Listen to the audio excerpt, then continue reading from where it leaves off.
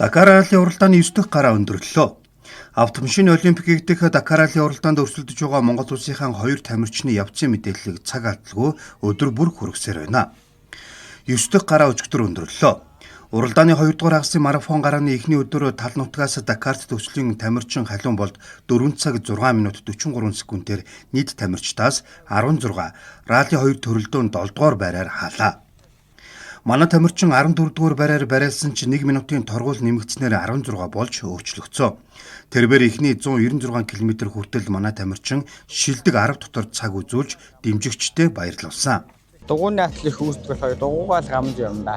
Ерөнхийдөө яг мацагтаа тайлбар сайн авч чижээж хоёр дахь удаа юм дуусгах юм. Энэ өнөөдөр ч хүмүүс их явах байсан. Эхний маяунд яг олон хүмүүс дугуйгаа хийдсэн хүмүүс юм байсан. Ерөнхийдөө сайхан жигтэй яваад тэгээд очив та. Гар жоох юу болчиход дугуйгаараа. Анти. Ингээд дашсан. Хараагаа буухтаа ингээд дашсан. Ийсэндээ хараад байсан.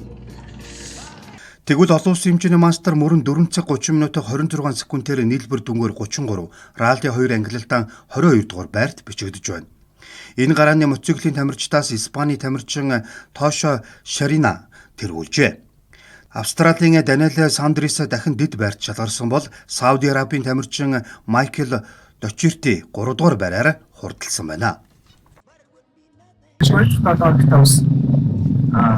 Тэгэж орж ирж байгаа нэг хүндс 2 хоног хүлээж байгаа амжилттай давах гэж тэмцэж байгаа хүмүүстэй маш их баярлалаа. Тэгээд өнөөдрөөс 9 багтаа хаттай нэгэн өрсөлдөй одоо бидний зогсож байгаа өрсөлдөй адилхан өрсөлдөй ус хүлээж байгаа. Тэгээд Монгол хүмүүстэй маш их баярлалаа гэж хэлбэрнэ. Өнөөдөр тамирчид хээрийн төр хоног баазаас Бишаа хотын зүг хүлгэн жолоо зална.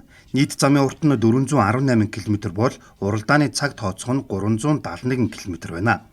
Замын онцлогоос дөрдөл Шороо 34, Элс 28, Элсэн Манхан 34, Хад Чулуутай хэсэг 4% эзлэж байгаамаа. Нийт 14 гараатай уралдаанд дуусгаад 4 гараа үлдсэн байна.